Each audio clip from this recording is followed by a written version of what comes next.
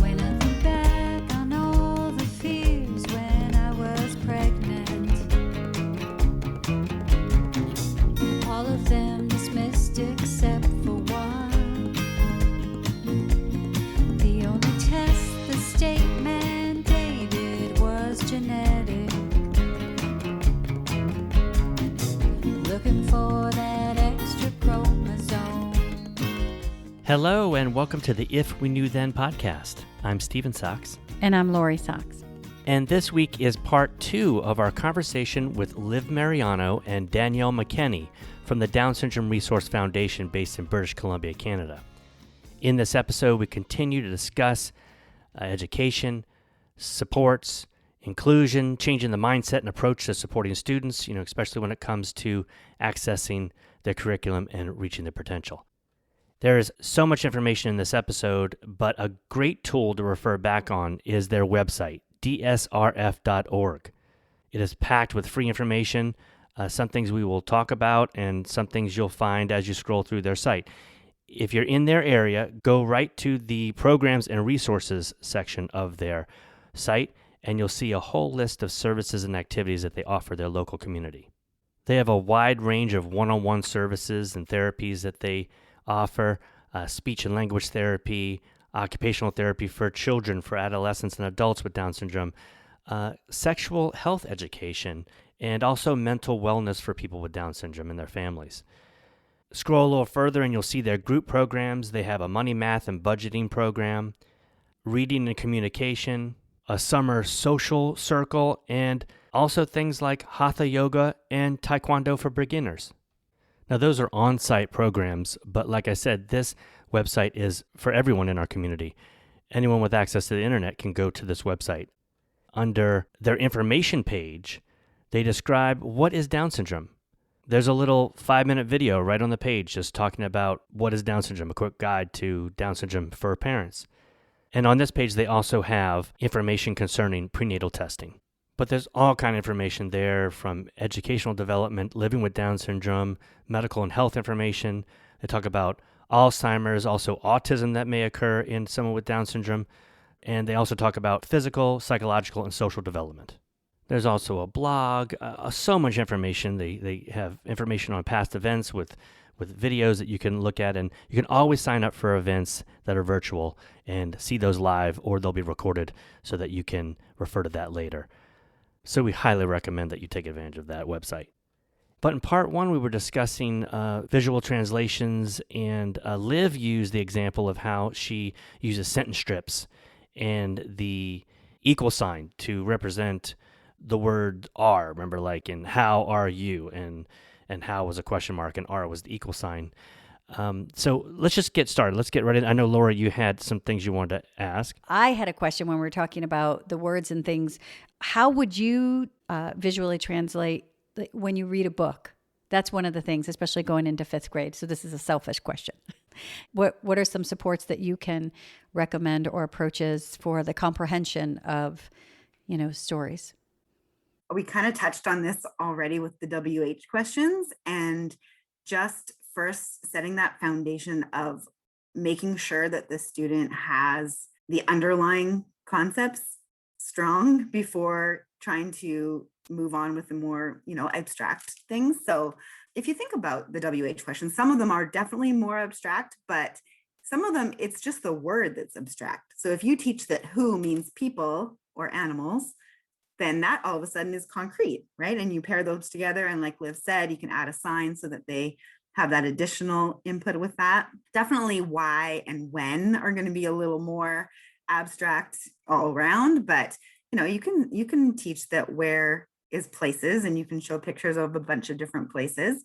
So maybe Liam's support or that student support when they're asking WH questions is to have that visual next to them, to slow down, ask the question, say, what kind of question is this? Is this a where question or a who question? Find it on your visual. Oh, it's a who question. So what kind of answer are you going to look for? Oh, it needs to be a person or an animal. But also, if you're getting, a little more advanced in chapter books and you're trying to maybe retell the story or remember details back from chapter 1 when you're now in chapter 5. Again, just thinking about how you can visually represent those so that they can be accessed again later. So if I'm reading a chapter book with a group of students, I might spend a lot of time in chapter 1 listing all the characters, talking about their characteristics, listing the settings, so that if we go to chapter 5 and we say, who was at the amusement park, at lunchtime, then we can go back to our list and say, here's all the characters in my book. Which one of those do you remember being, at the park? So we don't have to every time generate that list of options. It's not like every question we ask has to be a pre-written multiple choice question. We can just gather that information as soon as we're getting it throughout the story, and then go back and access it when it comes time to tell about it or to answer the story. We've also used visuals like a road where we, put the different events from the story from beginning to end. So, this is where our story begins and like what happened in the middle. So they just can visually really see what middle means, because that, again, is another abstract concept that they might not have yet. Going way back, we spent time learning those words, beginning, middle, and end. One activity that I do with kids more so for spelling, to have them hear, what sound you hear at the beginning, middle, and end, is I give them just a little train with 3 cars, and we just spend time saying, where's the beginning of the train? Where's the end of the train? Where's the middle of the train? And they take a little figurine and they put their Paw Patrol dog at the beginning of the train when I say the word beginning. So they're connecting the word I'm saying with a visual and an action. Like, this is what I'm trying to do, is find that piece. That was never done for him. I love all that. And I think honestly, you're brilliant in an IEP. I mean, to have that insight going into the IEP, beginning, middle, and end. I'm just like writing this down going, that was never. And but see, it's that easy kind of insight to just have it visual. So it's understandable. And I love the taking notes as we go, because, a neurotypical child might not take notes, but I've always taught Sophia to take notes. And that is something that kids can use. And if it's not something that's a given, then you can write it in their IEP, as far as like that is a support, that take notes being taken so they can be revisited, because they're still learning. You're learning the story, but it's not like rewriting it every time. You're absolutely right. And when you were talking about who being a people or an animal, one of the things that when you showed that visual, Liv, of it being, how are you? That's an abstract question. It took me so long to realize how abstract that question is. And I don't know when you understand how are you, what that means. Maybe that's why so many people say fine, because it's like, I love R is equal. I've never for our put those listeners, two Liv together. held up a visual that was a high with a person waving high. How is a question mark. R is equal. And then you is a finger pointing to you. Is there a place where they can find that? I'm going to ask you where they can find some of these, or if you guys have these available. Yeah, I actually do think we have some of these resources, like the sentence strips and some of these visuals on our website. So dsrf.org. There's a tab. Is it under programs, Danielle? Yeah, Learn at Home resources. And we've, kind of accumulated, it was done through the pandemic, and we're going to leave it up there indefinitely and keep adding to it. But for educators and parents to have just some go-to things that are very common. Like you said, I think there is something on WH questions, visuals for having a conversation, visuals, like just kind of some general ones. But yeah, they go a long way. Yeah, making these abstract concepts more concrete and what our students already know and can gravitate towards when they're learning them. Well, R as an equal sign is a game changer. That's a game changer in so much of English language homework and so many of the lessons that we're learning, to be able to grasp and process that. And as we do this podcast, we see so clearly how this is a global community. And, we reach out to you, even though you're from Canada. That's one way that you're supporting the entire community. Now that we have the internet, you can go there and take some of these resources, and it's wonderful. We're so happy. Your website, is that a program people can join or pay for, a service, or is it? Yeah, all free. So we put information and resources on our website all the time. All those resources on there are free. I think the only time we will charge is if it is like a webinar kind of that we're putting on. We usually do have free webinars, but if it's like a series for educators, but we do try to, yeah, anything we put out there is usually free. Or if anyone has like specific questions, like we are usually, yeah, we're always available to collaborate and support. Yeah, but there is quite a bit on our website. We've kind of, yeah, over the years, like it's accumulated, and we're actually in the process now of going through and revamping our website, because we think that, yeah, these questions come up all the time and there's just so many of the same things that we get. So if we can, yeah, pump out more information and make it more accessible, that's kind of our ultimate goal. There are quite a few recordings of conference presentations and like full length videos and things like that. We have a couple of different language videos that we've produced, and early reading videos and things like that. So yeah, there are some longer, more in-depth resources as well. I was going to ask, because we like to talk, we've talked so much about just education in general, and, and virtual is now coming to an end. You guys created this great website, which I think it's such an amazing tool to provide, and to provide it for free is, I thank you. I'm looking forward to browsing a lot of the supports and getting some of these visuals from it. But how can the tools be utilized during the summer for in-home support? Any suggestions that you would have? Yeah, I think the education department at least tried to just kind of put some resources that touched on all the different areas. So, there's a bit on there with math and some higher level math, like money math. But then there's, phonics, there's comprehension, there's vocabulary suggestions. So we tried our best to put on activities that could be kind of adjusted higher or lower depending on the level of the student. So I would say, yeah, just head on there and have a look at, what's there. And if you have specific questions about an activity, feel free to reach out. We're going to be inundated with questions after this, but that's okay. We'll do our best to get back to you. But there's also a section in the Learn at Home where it says getting ready for. So that section has, some visuals you might need to print, some number lines specific to activities, or different types of handouts like graphic organizers for comprehension, where we talked about maybe taking notes on character setting, things like that. I think there should be something like that there. But yeah, there's just kind of little pieces of all different areas that you might come across in the curriculum. I want to make sure that we did, how Stephen found you guys was the series you did online. Is there anything that you want to share about that series? Anything you'd like to tell our listeners? Yeah, so the webinar series is an annual thing that we do. I think that was my second year participating in it. And this year, yeah, with COVID, we definitely changed some of our topics just to kind of the one I did was on virtual learning and how to have success. But yeah, it's something that we do every year, and we try to cover different topics in education. So Danielle does, like the reading, like early readers, more advanced reading. There was one on AAC and literacy this year, because that's often, a question we get. There's one on behavior and kind of understanding, making educators aware of there's a reason why we act that way, and behavior is communication, and so strategies for that. There's all these different kind of topics that we cover. We usually do it after school, like in our time, so educators can still attend.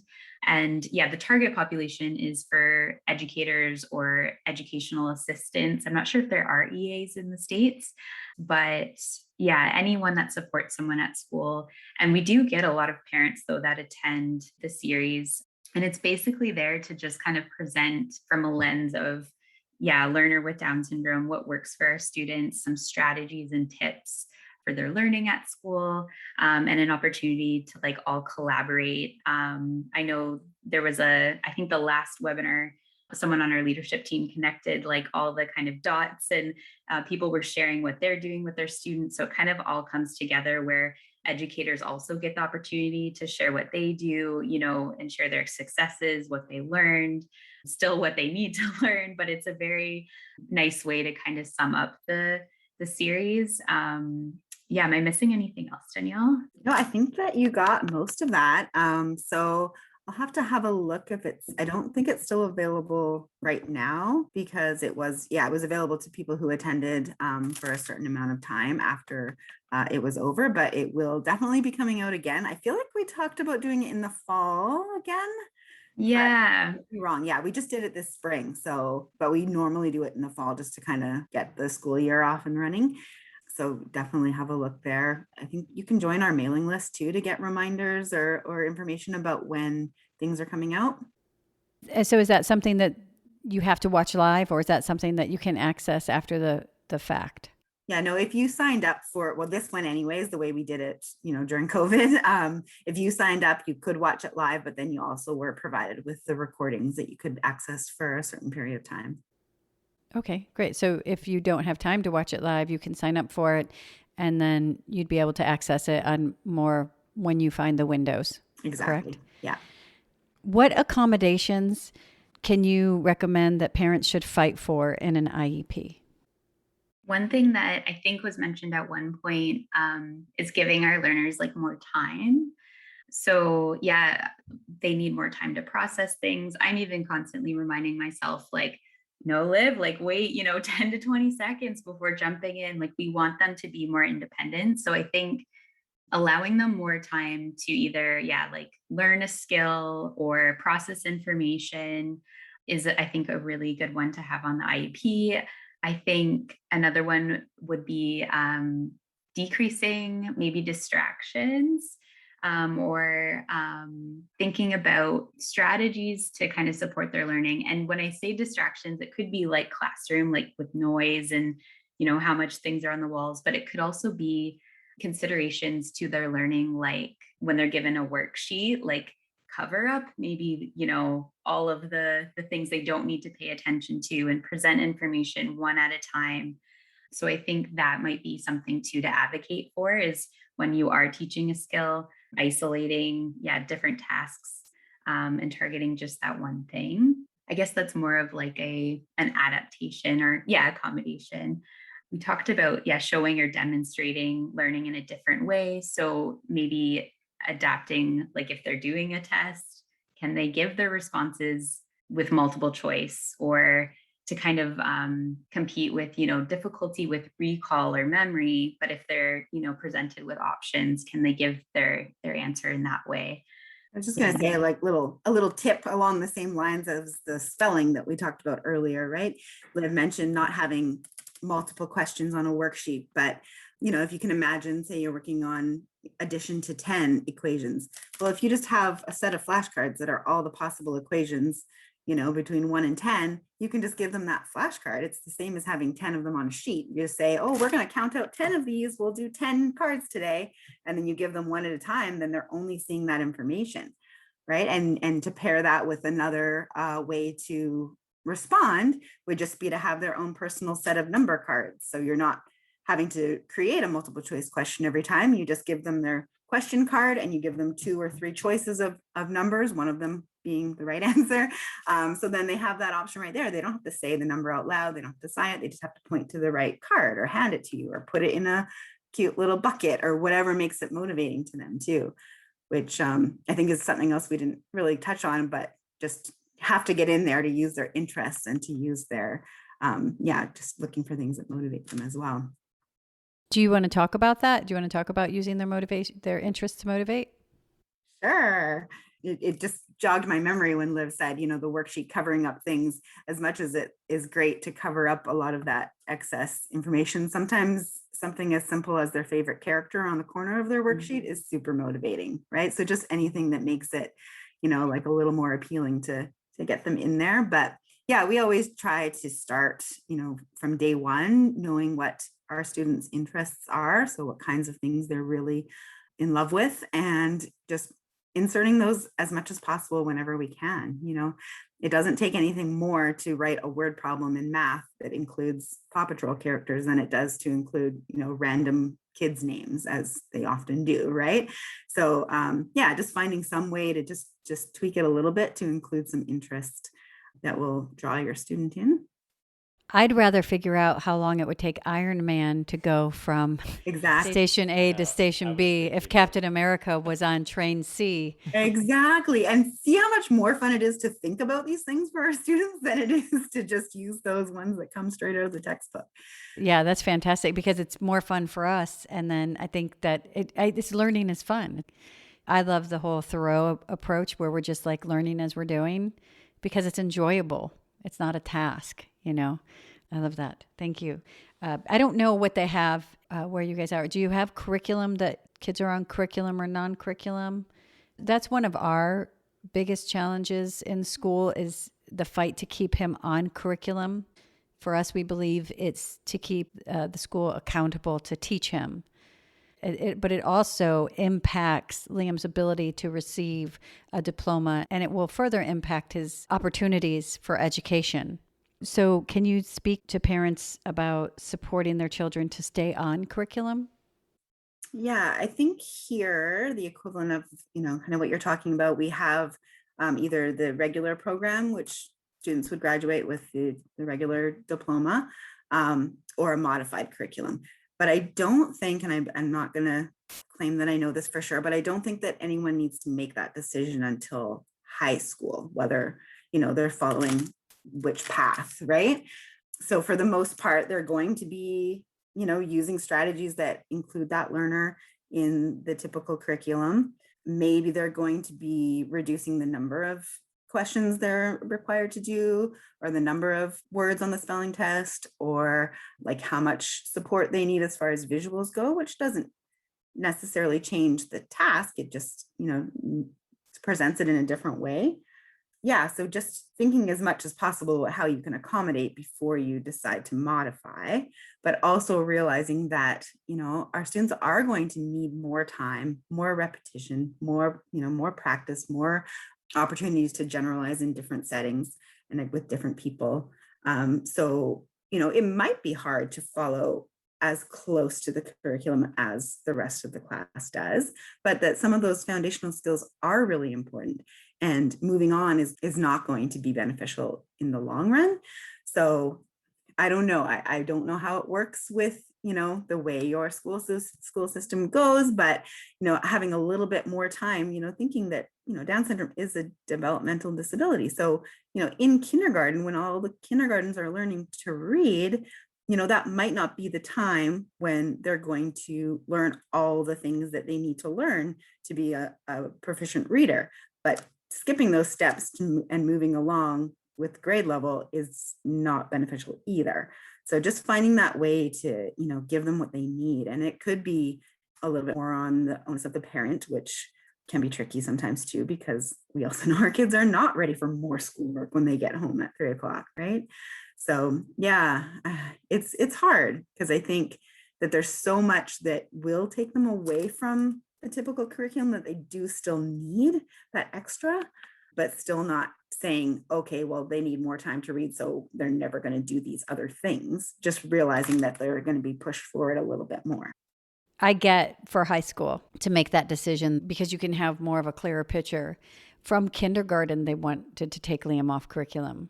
Oh, yeah, that was presented to us in kindergarten. And presented until the pandemic every year after to take him off curriculum, well, while at the same time not supporting him. So right. I think the thing is that if you're not going to support him, then don't further impede him.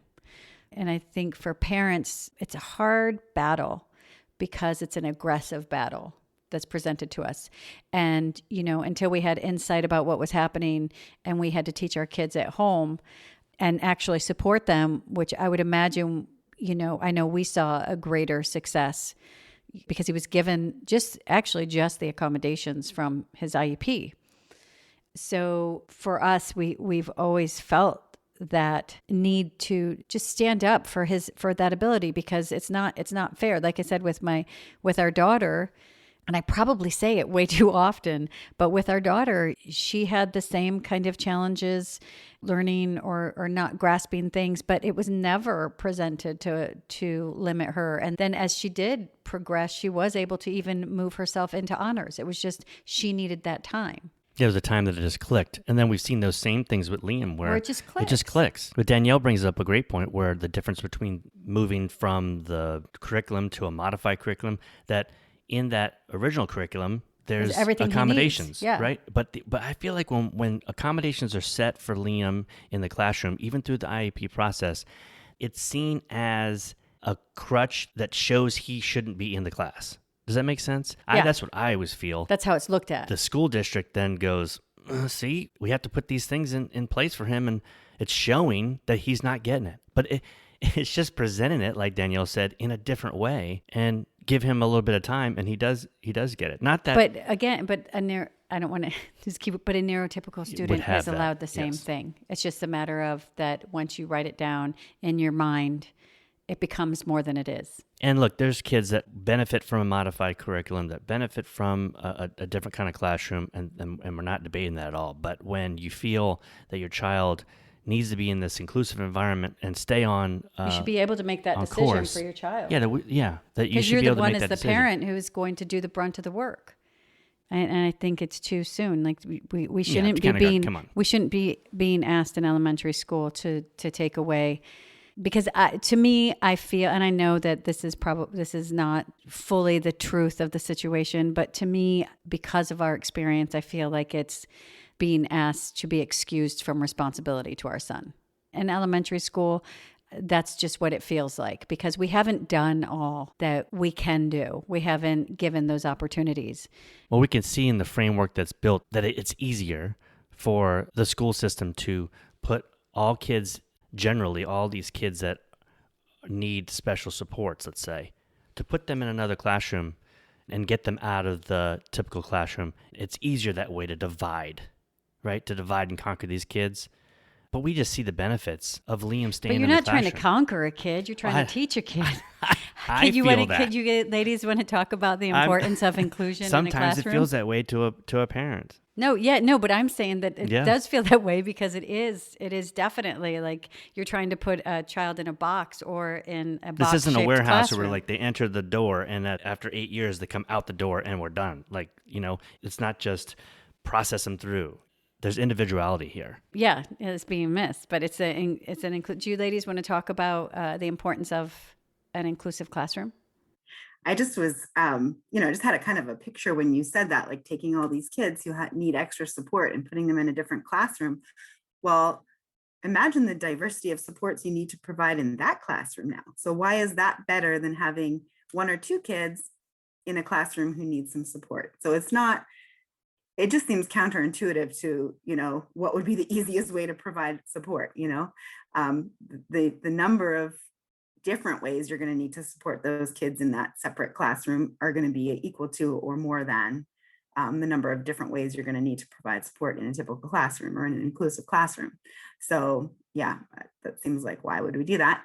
But anyway, the other thing too that came to mind is about the kindergarten. We have found that it's been really amazing, the kinds of acceptance that has come, or maybe not acceptance, but just like seeing the ability in the students that we've had from a young age who have started to learn how to read, who've gone into kindergarten knowing the alphabet when some of their typical peers do not.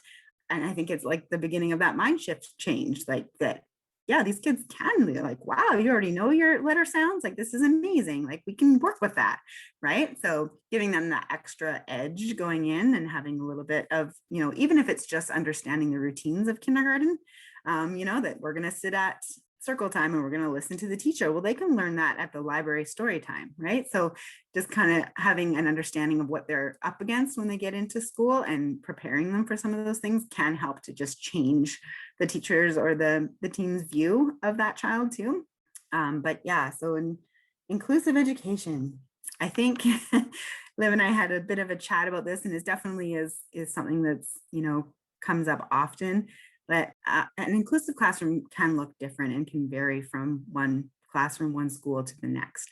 And I think a big thing that maybe gets confused is that inclusion is 100% of the time in the classroom. And we like to look at it more so under the lens of inclusion is every child getting what they need to succeed and to learn. So if that means that the best thing for your child is to be pulled out once a day to work on those foundational reading and math skills, then maybe that's what it looks like for your child. That's already happening for some other kids too. I'm not sure actually if you guys have more of a pull-out resource or learning support model or more of a push in, but it does happen in our schools both ways. So yeah, just deciding what's going to be best for that student and as far as what their time is. And I think 40% time in a classroom can be sometimes more beneficial than 100% time in a classroom where you're not included. And I think when we were discussing it, Danielle, correct me if I'm wrong, like we talked about when they are in that classroom, like what does that look like? And the two main things is like, are they participating? Are they involved like with their peers? And is there that sense of belonging for everyone? So it's not just like, yeah, so-and-so is by the door because sometimes he leaves or is disruptive. Is he participating like his peers when he is in that classroom? And sadly, sometimes what we see is just integration where that student is physically in the classroom, but they're not participating. They're not expected, the same level of expectations isn't put on them like it is their peers. And I think an inclusive classroom is super important, not only for that student with a disability. A lot of the times at IEP meetings, they'll talk about like, oh, they're going to learn from peers or peer models, but like, imagine what that's like, for a student without a disability to learn about like differences and to learn about empathy and different learning styles and patience and friendship and just, for everyone, like we all have differences, we all have different backgrounds or, beliefs and everything. So I think we have like so much to learn from each other. That's also overlooked is like, what can that student do for everyone in the classroom? And a lot of the times we just kind of like single out these students with disabilities. I went on a rant with Danielle where I was saying like, my biggest pet peeve in an IEP meeting is sometimes when these students with disabilities, they have social goals, but that's not the social goal for everyone in the classroom. So it's like this student, the expectation is that they will ask a peer to play or they will, go join, students when they're playing or something, when that should be the expectation of everyone in that class. Like how wonderful would that be if that was the expectation of everyone is gonna, ask others to play or be open to that. And so I think sometimes the way, like you were saying, Stephen, like the school is set up, we're not putting those expectations, in a broader thing or broader scope of like, what are all our students expected to do, be decent human beings, but they're kind of just honing in on the student and what they're expected to do. So like one example comes to mind with a kindergartner I see, and mom wanted to put together a book about this is so-and-so and she has Down syndrome and she likes to do this. And it was a book all about her going into kindergarten. And she said she wanted to do it to make it known to parents, like it's okay to acknowledge Down syndrome. It's not a bad thing. Yes, she has Down syndrome. It's okay to talk about it and talk about her and her learning needs. And, she talks with her hands and all these kind of things. But then the kindergarten teacher took that and ran with it. And she's making it in the curriculum where she's making all the students in the class do the book and bring in, what do you like to play? And so that's what a true inclusion looks like to me, is when you're not just focusing on the student, but you're thinking about it in the context of where they need to participate and operate. Yeah, sorry, that was a little bit of a tangent, but No, we talk it's about not. it all No, the not at time. all. Not at Exactly all. what you're saying. Yeah. We talk about it. I mean, we talk about the fact that the Liam is an asset in the classroom. You talk about modeling with other kids. There's thousands of things that Liam should not model from the typical kid In in a the classroom. neurotypical classroom. Yeah, there's a lot thousands of of things that I they go, should be "Ugh." modeling Liam, because Liam is so used to being accountable for his behavior that he sits quietly and listens. They should actually be modeling him. Yeah, and the asset Liam is, and that's something that I never felt when we were going to an IEP. I had never felt that. We know he's an asset. We never felt he was looked upon as Right. an asset. No. Thanks for clarifying. Yes, I felt he was. I just didn't see that was where the perspective of everyone else. And we got it from kindergarten, where parents would saw Liam go into the classroom first day of school and look at each other like, wait, am I putting my kid in the right classroom here? I mean, like, because they suss out who's the teacher who teaches the advanced kid. That's just what parents do. They're like, yeah, do I have the teacher that's taking some special kids? Like, that's the idea. That's a hardcore sentence to say, but it's absolutely what the feeling I got. No, it is. It's definitely. I mean, it's the truth. Like, they wanted to know his existence, why he was there. But you talk about this book, and I was actually asked by a parent to make one. In kindergarten. And my answer was your answer. And I said, I will make one if every other student makes one. Because everybody has differences. So if we're going to start highlighting differences and what makes us unique, let's highlight everybody's difference. But those books are really expensive and time consuming to make. So if I'm being asked to make one, then you can make. Those were what I call my bitter years. Like, kindergarten was not good for me. I just was not happy with how people saw my son. I mean, the kids were all going to learn everyone's strengths. But it was only the and parents. It wasn't the differences. kids. I mean, Right. the kids loved Liam, and I think they learned from him. And you talk about the I never thought about the fact that my son is given social goals, and no other child is held that accountable for their behavior. My son is held so accountable, but on the same level, those children are also not at risk of losing their education because of whatever their pace is, but my son is. So inclusion needs to be reflexive of everybody being held at the same level. Yeah, those goals of like going to a kid in the corner that's not talking to anybody and approaching that kid and saying, hey, how you doing? You want to play or something? That's not given to anybody else. That would be amazing. Sometimes kids are encouraged. Or it's like but they're encouraged as if it's pity. Yeah. As in, I'll give you a gold star if you do this. Do that and show. Not that this is Right. part that makes you a good human. Totally. This will actually benefit society if we can all just be a little bit kinder. I think that's the stigma, is why is it be kind to somebody with a disability? No, be kind to everybody. Be You should human. Yes. Kindness and human should be the equal sign. I like that. Hey, I'm going to write that down. That's really good, Boo. Kindness and human should be the equal. They are, kindness and human. When you start we talking could talk forever. Like you said, Liv, I just went on this rant with Danielle, and I feel like we could join you guys at any time. Well, because when you're talking, the truth is that like it's so nice to hear. To be honest, I've learned to be quiet about some of my beliefs and just kind of let my actions change things, because I have sat in IEPs, and when I've said, I want Liam to stay on curriculum, and this was even as early as kindergarten, the way the administration questioned, you want him to be held to the same bar as all the other students? And I said, yes. And then they repeated it, but with more like, you want him to be like this. This went on for 3 times until inside I just wanted to text Stephen and say, this is correct, right? Because I was starting to question what I'm asking for. But what I'm realizing now is I not only want him educationally to be held to the same bar as other children, I want other children to be held to the same bar as my son. I think that's what I really want. I want, us all to be held to a level of accountability to each other. That's true inclusion. That's exactly what Liv said too, is that, Danielle said, how inclusive is something when you're separating and grouping kids and then making it separate. That's not... Well, when you ask, how can you do it? Isn't that more time consuming? And unfortunately, in my brain, I say it's about accountability. And if you have a classroom of children who have different needs and need support, who's really accountable to them? Because, other students will say, Liam Socks just said this. If it's in an inclusive classroom, somebody's going to come to us, which they have before, and say, hey, this happened in class today.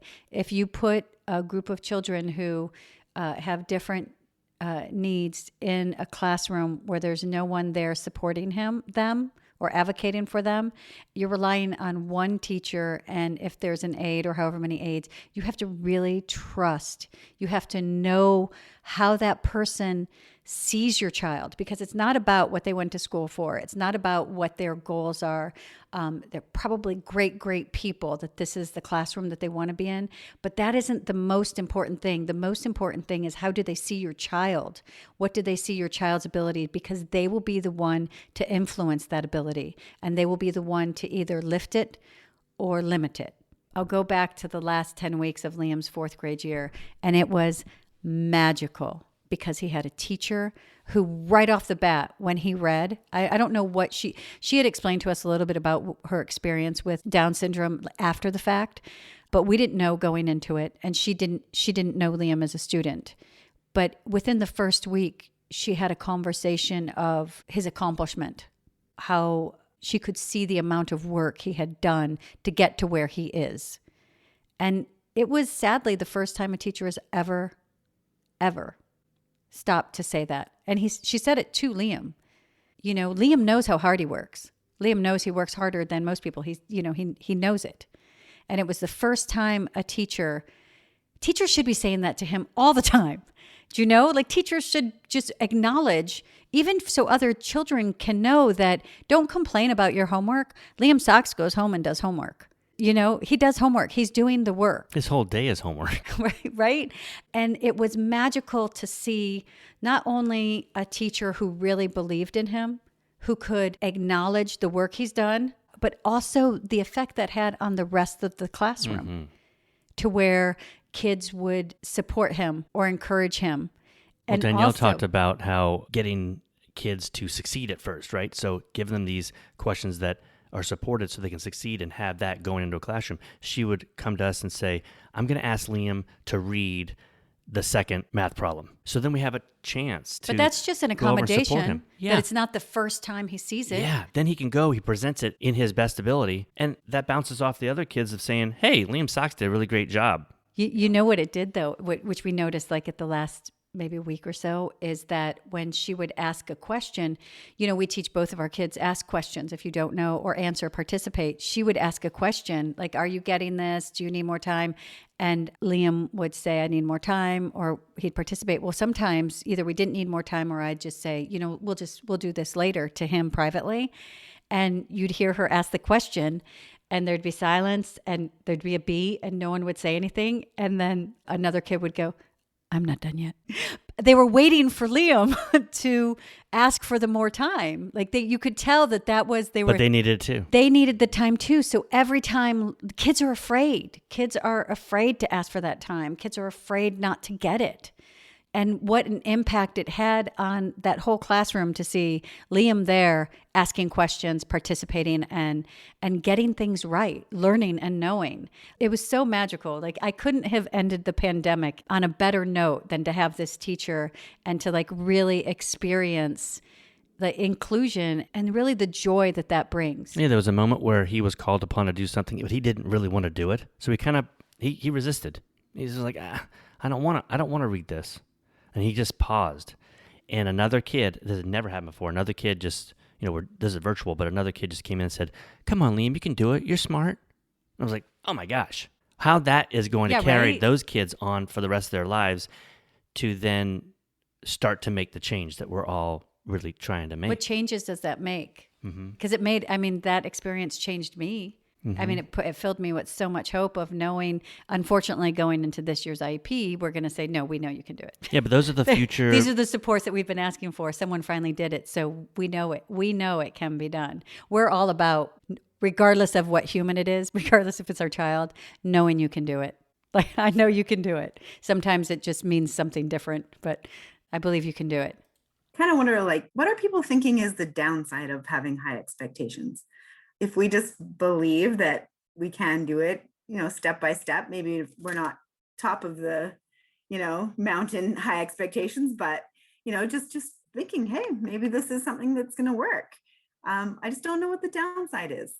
I guess sometimes it's more work or maybe, that's the question.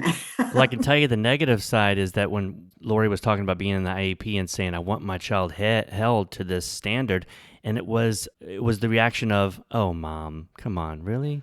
And so that idea of, oh, Mom, wait to see, we know where this is going. We know the trajectory of this child. So you just sit there and wait with your high expectations. These are the people that could easily push him that trajectory, maybe unconsciously, but they're the ones that are seeing his end in the school and pushing him that way, a perceived notion that he hasn't shown us yet. And yet knowing nothing about any of the other kids coming into that classroom, they don't, you wouldn't do the same thing, right? Right. Right. So we're so excited to share your program. You've given a lot of good information in this podcast episode, but check out the website. Really check out the website, everyone, and see what you can grab from there. And use those tools. Is there anything else that you want to share with the listeners as far as opportunities or supports or your organization? In the meantime, there is a website, a video, I should say, under our website that does directly talk about supporting students with Down syndrome in the classroom. That does cover a lot of the accommodation considerations and highlights a bit of their learning profiles. So I think it's a half an hour long and goes through a lot of, the kind of tips that we talked about today. If anyone's keen, that one's always up there, which is a really good one to check out as well. Yeah. Anything else I missed, Danielle? Yeah, I guess I would just caution against maybe trying to use all the things and really kind of have your own picture of what the goals are that you have and what the needs are. Because you don't, if your child doesn't need visuals for everything, then we don't need to give them visuals for everything, but really just having that clear picture of what is that support? Is it necessary? How am I going to change it or modify it or personalize it for my students' individual needs? And how can we maybe eventually get rid of it or fade its use? But yeah, just really focusing in on what the goals are of anything you're doing with that student, right? So many times, I see things happening in classrooms that just look a lot like busy work and I'm not going to transfer, or maybe not the most valuable thing that we could be doing with our time. So just at the forefront, always having the goals in mind and deciding whether either the activity or the support is necessary or the best fit for that situation. It's maybe a good little tip. Wonderful. Danielle and Liv, thank you so much for joining us today. Thank you for your afternoon. And we appreciate all the information and that you're putting out there, all the support and all the change that you're helping to create in the community. Thanks for having us. Yeah, thanks so much. Please follow us on Twitter at If We Knew Then Pod, and you can drop us a line on our Facebook page at If We Knew Then Pod, or visit our website, ifweknewthen.com, to send us an email with questions and comments. And you can join our mailing list there and get alerts of future podcast episodes. All these links will be added to this episode's show notes. Thank you again, and we look forward to you joining us on the next episode of If We Knew Then.